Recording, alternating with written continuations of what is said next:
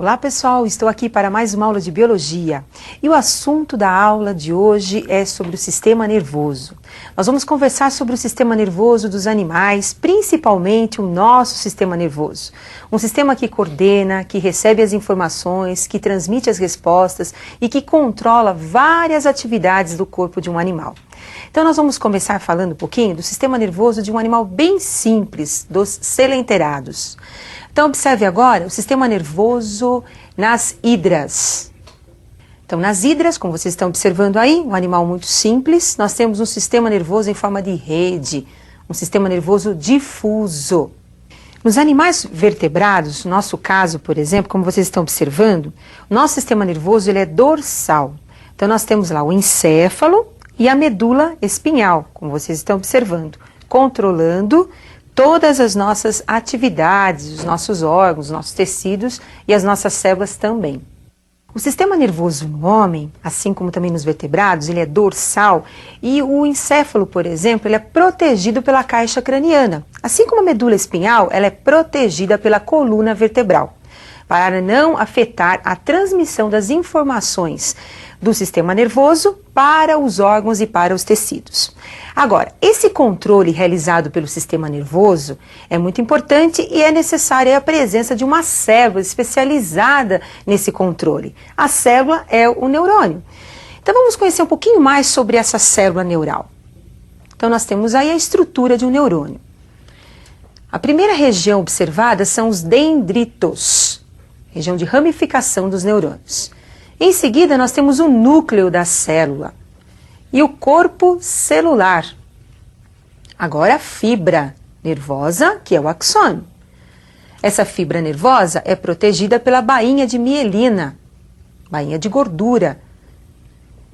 Nós temos as neurofibrilas, como vocês estão observando, por onde ocorre a propagação dos impulsos nervosos. A célula de Schwann e o nódulo de Hanver.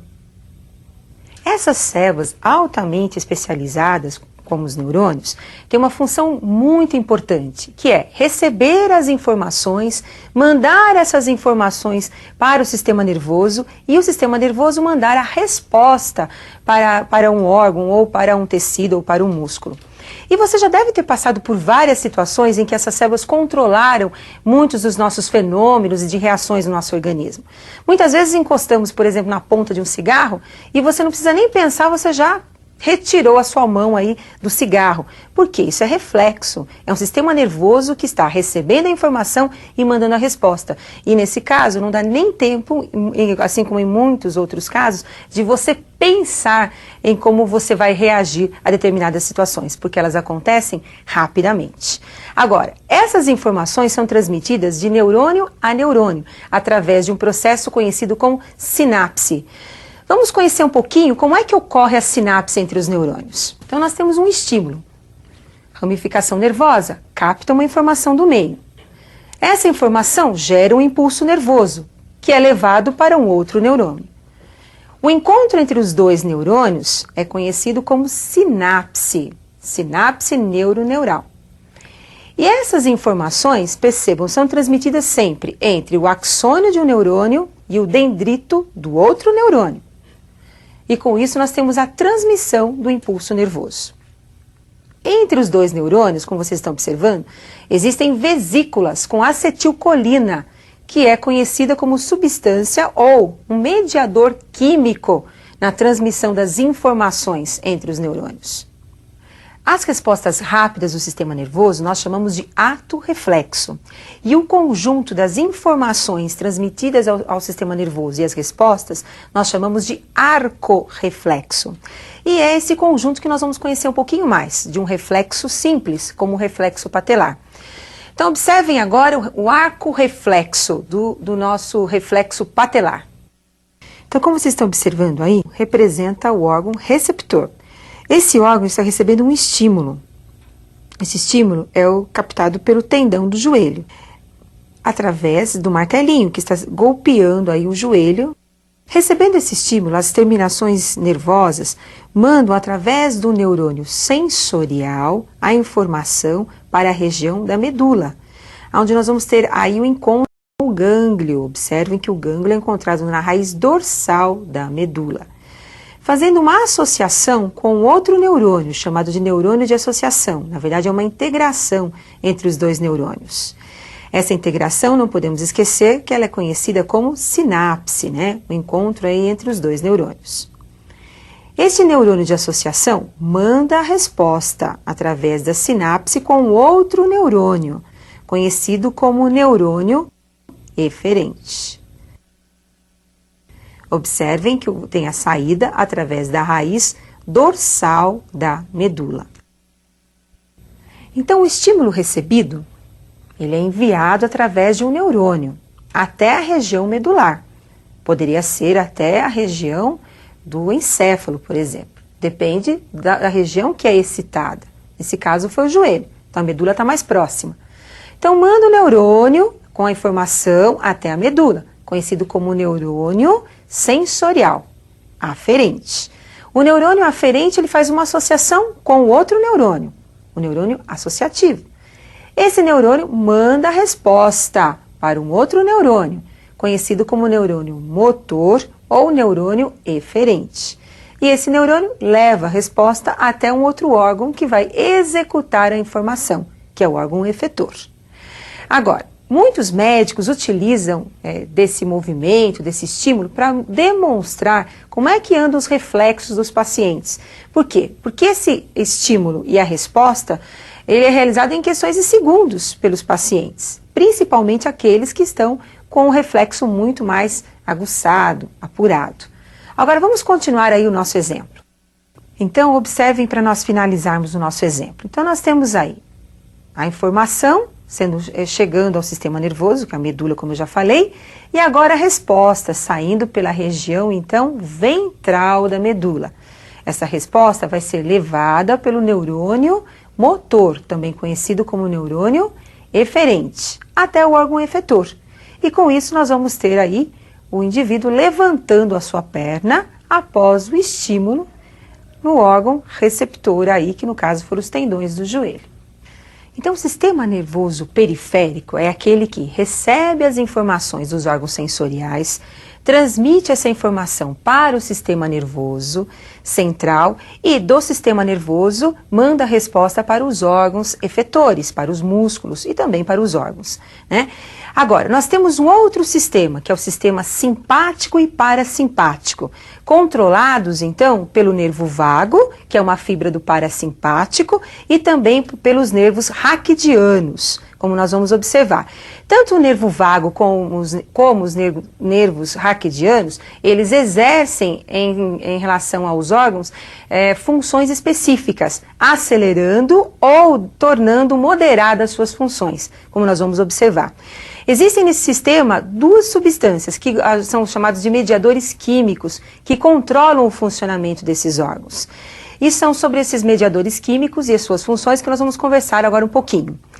Então observem agora as fibras simpáticas e parasimpáticas agindo sobre alguns órgãos.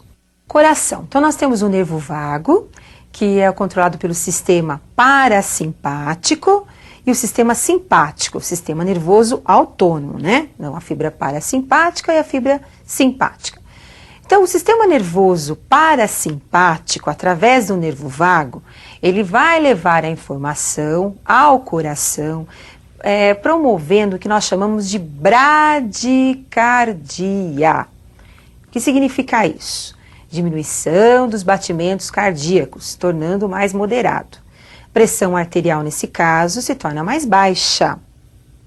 Enquanto que, através dos nervos raquidianos, o coração recebe a informação para que ele tenha uma taquicardia, uma aceleração dos batimentos cardíacos e um aumento também da pressão arterial. Então, nós temos bradicardia, a diminuição dos batimentos cardíacos. Ela é realizada através de um mediador químico conhecido como acetilcolina. Enquanto que a taquicardia, ela é acelerada, os batimentos cardíacos são acelerados, aumentando a pressão sanguínea devido a um outro mediador químico conhecido como adrenalina. Então você ficou nervosa, Está preocupada, está ansiosa, o namorado está chegando perto. O que acontece com o coração? Acelera, taquicardia. O que acontece para o coração acelerar? Recebeu a informação do sistema nervoso autônomo, da fibra simpática, e com isso a adrenalina acelera os batimentos cardíacos. Agora vamos ver com os outros órgãos, como é que funciona o sistema nervoso autônomo. No estômago, nós temos aí a secreção gástrica, ela vai ser acelerada pelo parasimpático e inibida pelo simpático. E no intestino, os movimentos peristálticos são acelerados pelo parasimpático e são moderados e lentos pela fibra do sistema nervoso simpático. Então, o peristaltismo, ele vai ser acelerado pelo mediador químico conhecido como acetilcolina. E ele é um movimento mais lento quando recebe a informação do mediador químico adrenalina. É ele que vai controlar, então, ou vai moderar os movimentos peristálticos, tornando, então, seu intestino mais lento, mais preguiçoso. Agora, eu preparei um exercício para nós colocarmos alguns dados importantes aí do arco reflexo, para você não esquecer, porque isso cai muito no vestibular e você não pode esquecer. Então, observem agora o exercício que eu preparei. Neste esquema de um arco reflexo simples, 1, 2, 3 e 4 indicam tecido, a pele, está recebendo um estímulo. Vocês estão percebendo que esse estímulo vai sendo levado até o sistema nervoso, até a medula, através de uma estrutura aí representada pelo número 1. Chegando na medula, nós vamos ter aí um encontro entre os dois neurônios, representado pelo número 2. Em seguida, nós temos a saída da resposta, sendo levada pela estrutura número 3, até o músculo, representando aí a estrutura número 4. Então vamos à resolução. Número 1 indica neurônio sensorial, ou também conhecido como neurônio aferente, porque é o neurônio que vai estar levando a informação recebida pela pele até a medula. Número 2, nós temos aí o encontro dos neurônios, nós chamamos de sinapse neural. Número 3 é o neurônio motor, também chamado de neurônio eferente, levando a informação até o órgão efetor, que nesse caso aí, representado pelo músculo. Então, pessoal, olha, existem muitas atividades no nosso organismo que são controladas pela nossa vontade ou não. São os movimentos voluntários e involuntários. Mas dentro desses movimentos, o sistema nervoso que acompanha, que coordena todas essas atividades, ele é sempre dividido em sistema nervoso central, que é o encéfalo e a medula, o sistema nervoso periférico e o sistema nervoso autônomo, lembrando que nós temos o simpático e o parasimpático. Mas como é um assunto muito complexo e importante, eu gostaria que vocês retomassem, estudassem um pouquinho mais, porque isso é muito importante para vocês. E eu aguardo vocês para a nossa próxima aula de biologia. Até mais, pessoal!